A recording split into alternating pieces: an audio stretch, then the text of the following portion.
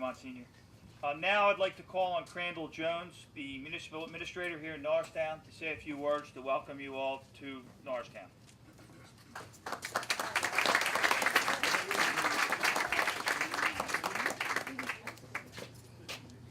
Buongiorno and good morning.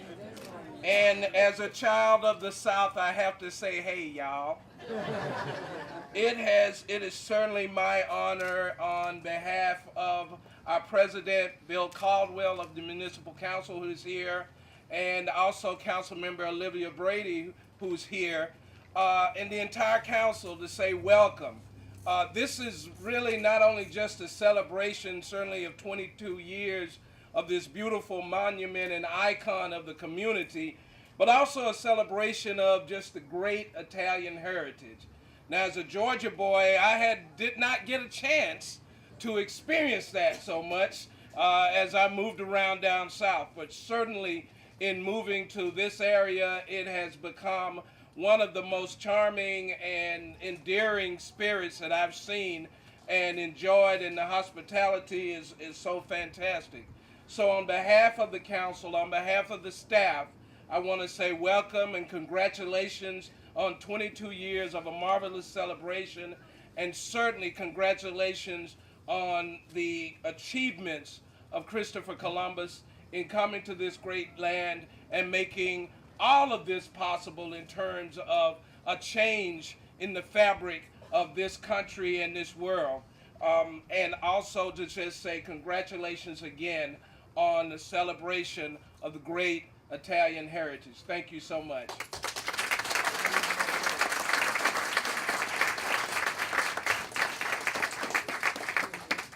Thank you, Crandall.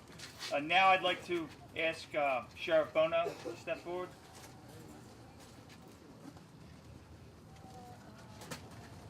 Each year, Hank does a wonderful job of putting this program together, and he honors someone that has a special place in the community, and he asks them to come say a few words at this event.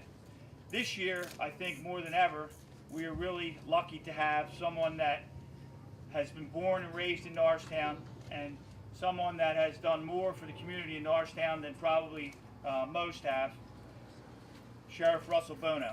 I keep wanting to call him Chief. But as many of you know, Russell was sworn in as the Sheriff of Montgomery County on March 12th of this year to fill the remainder of the elected term of our last sheriff who departed the position.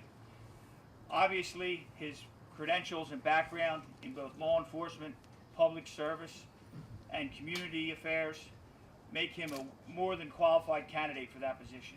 You have your program in front of you, which will give you an illustrious presentation of Sheriff Bono's career, but I will just highlight a few.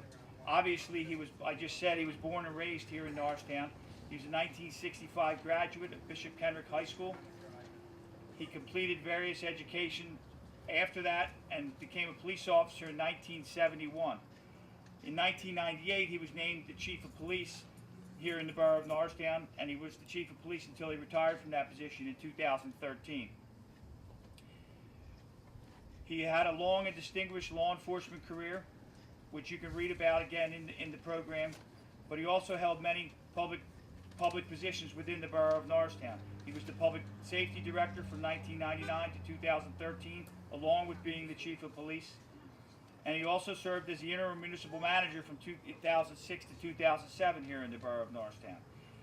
He's a veteran of the United States Army, and he has many honors as a police chief and police officer throughout his distinguished career. Without further ado, I introduce Sheriff Russell Bono.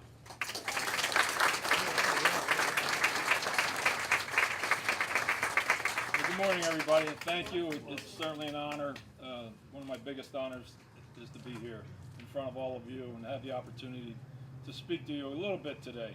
It's kind of hard to follow up on what you've seen so far with the singing, and if anybody saw my entrance here, I almost took a header outside. So,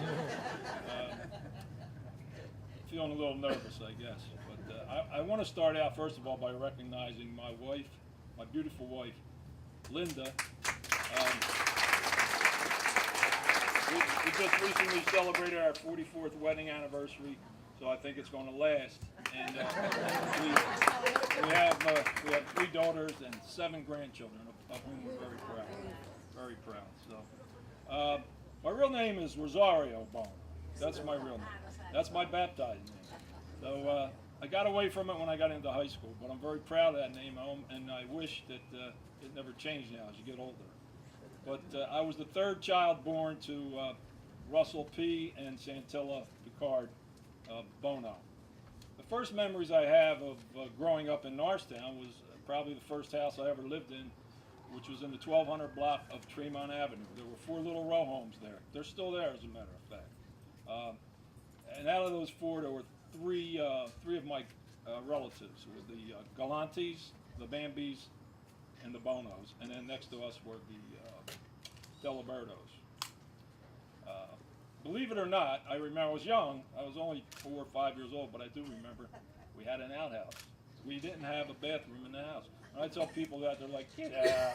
I'm like, "I'm serious. I remember that." Oh, yeah, a bacal. Yeah. So, that's about all I remember about Tremont Street. But, my sister Fran actually moved in there when she got married some years later, and it had a bathroom at that time. They've improved on it. From there, I moved to Fernance Street, Fernance and Arch. Our house was a twin home on the corner, and it's now the Montgomery County parking garage. Well, it was the Montgomery County parking garage. They knocked the house down. But I have these memories, these fond memories of growing up in Norristown. I really didn't realize everybody in town wasn't Italian until many years later. I just thought everybody was Italian. We lived in a neighborhood. All my friends were Italian. I never moved out of the East End. I went to Holy Savior School. At Holy Savior School, everybody in the school was Italian. The priests were Italian. The nuns, I'm not sure about, but they were IHM nuns, and they were good. I owe a lot to them today, believe me. So it was at Holy Savior School that I actually met for the first time Mr. Hank Cisco. He used to come around to the schools and teach all the children about crossing the streets safely and stuff like that. And later on, I went on to become one of his safety patrol officers, actually made lieutenant under Hank. And Hank likes to say that because of him that I'm here talking today. He tells everybody that, and I let him. I agree. It probably was my first interest in law enforcement. Actually, I was always torn between 2 professions, either a trash man or a police officer. But I tended to be a little on the lazy side, and trash men work real hard. So I decided that down the road law enforcement would be what I would look for. I remember some of the areas around Holy Savior and Marshall Street. My grandparents lived on East Marshall Street. I have the best of both worlds. My father's a Shaki, and my mother's a Montelez. So,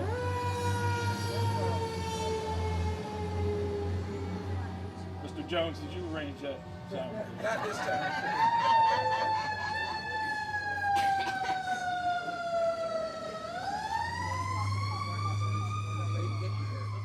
So I had kind of the best of both worlds. Particularly, I always remember the feast. The feast were the biggest thing in Norristown growing up. We would all gather at my grandfather's house in the 300 block of East Marshall Street. They would close the street down from Walnut up to Violet, High actually, up to High Street. And it was just everybody was out. Everybody was out on their steps, on their porches, in and out of one another's homes. It was wonderful. The smell of the pork sandwiches from the MSS Club, it was just so wonderful. I remember my grandmother, for some reason, washing her steps before all this with Javel water. Does anybody remember Javel water? Javel, right? It was some kind of concoction that the Belitted family down the street used to make in their garage and sell, but it cleaned everything. And I think I think it was good for medicinal purposes also. I remember that. It was kind of weird. But I remember a little barber I used to go to. I called him Joe Bida Beep. Right? I wasn't like until I was 45 that I knew his name was Joe Venezia. Right? But we called him Joe Bida Beep. I don't know how he got that name, but that's the kind of stuff. That's the kind of stuff I remember. So when we moved to Fernand Street, I was going to go to first grade the next day. Well, I got a severe case of appendicitis. Now in those days, you know, I don't know what happened. My mother called Dr. Gagliano. He was our family doctor. He came to my house.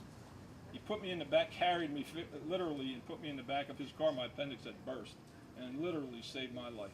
But you think you can get a doctor to do that today? No way.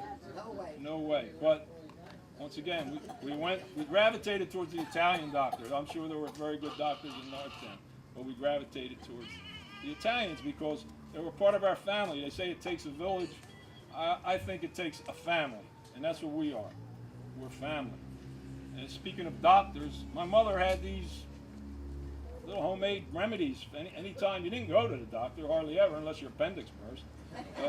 But if you got a headache, we went to Aunt Mary Cagliola's house on Sandy Street. So you got the oil, the thing. In the kitchen, at the kitchen table. Headache went away. I don't know how, but it did. All right. My mother sprained my ankle. I'll take care of it. Take care of it. Cracks a couple eggs. Just gets the egg whites. Eats up the egg whites. Gets a old flannel rag, dips it in the egg whites, and wraps it around your. It formed like a cast. In a couple of days, you felt good. So it works.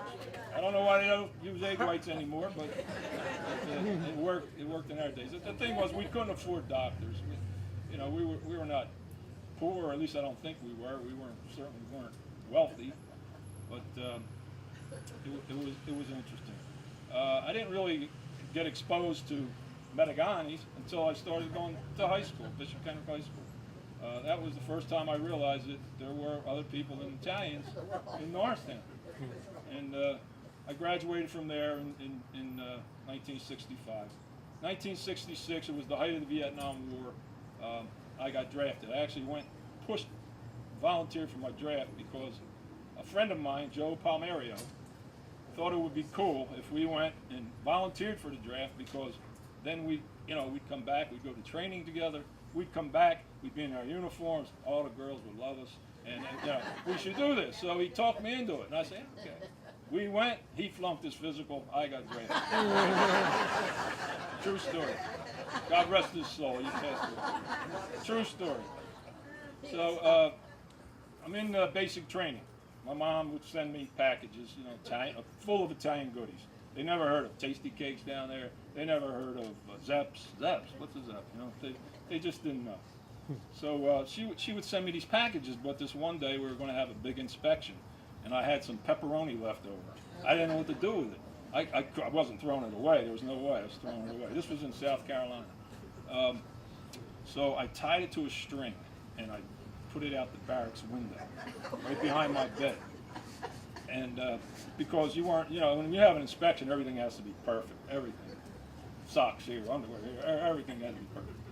So, we're standing at attention at the end of our beds, and the captain's coming through, the company commander's coming through, and he's checking my area, and next thing you know, he comes before me, he says, PFC Bono, what's that hanging out your window? I went, pepperoni, sir. Pepperoni? He was a Southern guy. I hope I'm doing you justice here. What's pepperoni? And I was trying to explain. I'm scared to death. I'm scared. He goes, you are Italians. And he walked away.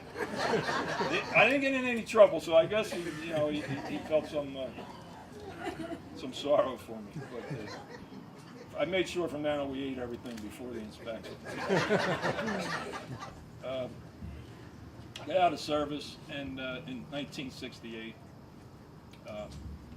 shortly thereafter married my beautiful wife Linda in 1970. And we began our life together. She has been with me ever since, all the way. It's not easy being married to a police officer, especially someone who's wants to be a police chief and has ambition, and you take on jobs that you don't really have to, but you want to move up the ladder, and you do it. And she's stuck with me the whole way. So at some point back in the 70s, I got teamed up with a African American male named Willie Rochette.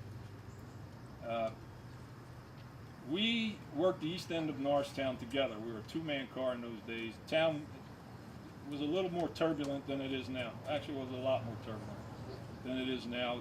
The whole country was in turbulence. But we worked the east end, solely the east end, and it was a great deal. It worked out great. He knew all the African Americans in town, and I knew all the Italians. I mean, it was great, and I really enjoyed that. In fact, I'm still with Willie today. Those of you who know him, as I rose up through the ranks, he would always be. When I was a sergeant, he was my corporal. When I was a lieutenant, he was my sergeant. When I was a captain, he was my lieutenant. And when I was a chief, I made him my deputy chief.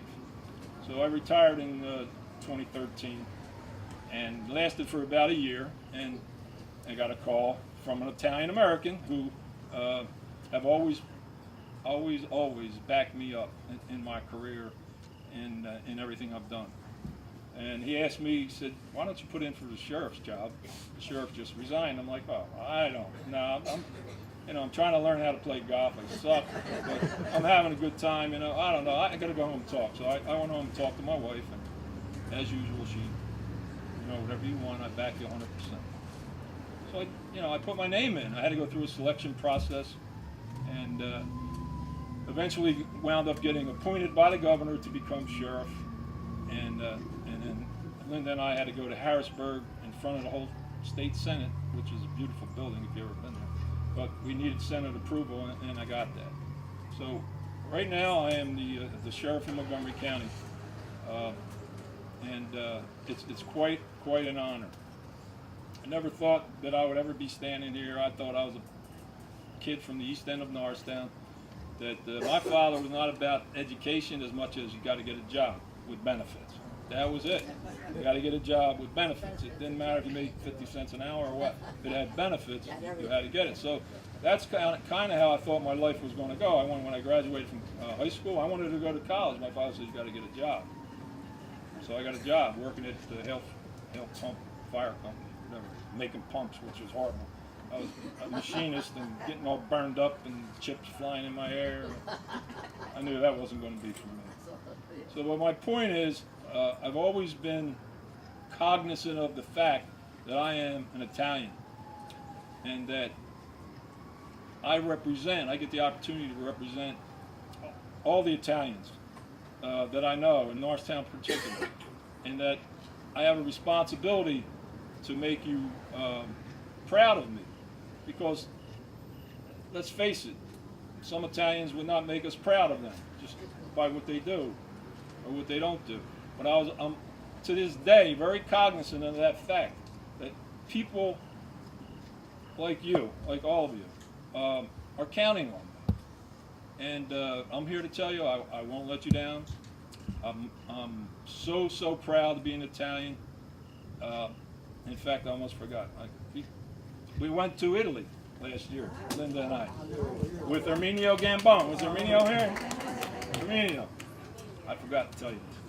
That was the most fantastic time of our lives. It was wonderful. We went to Rome, we went to Florence, we went to Sorrento, and we went to Montella. Now, walking through the streets of Montella, I could just feel my grandfather's presence there and all his relatives. I'm Shockey in Montelez. Linda is Sicilian in Montelez. So we actually found a relative of hers that she never knew she had, Nicola Cione. His name is Cione. They say Cione. It was so wonderful. We went into this there's a guy there named Pisa, South Pisa. He has a little frame shop. So we were looking for relatives. Somebody said, you got to go see Sal. So we went in this shop. It's no bigger than this tent, I swear to you. And we're trying to talk to him, and he doesn't speak Italian real well. But he's on the phone. Next thing you know, boop, his wife comes in. He calls his wife from home. She's there in like 5 minutes and translates for us. And okay, next thing you know, he's locking up the door. Locking the doors, closing up. Come on. He took us through the streets of Montella, right to a house, knocked on the door. It was her cousin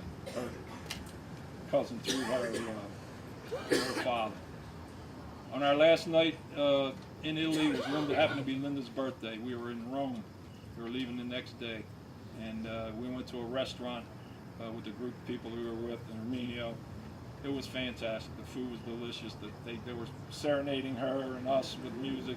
It was something that I'll never forget. But I was just so proud to be able to have that opportunity. I have to get the shaka before I hang it up, but that's next on the list. So I just want to say once again, thank you for having me. It's an honor to be here. It's an honor to be able to address you. It's an honor to be able to serve you, and I will not let you down. Thank you very much.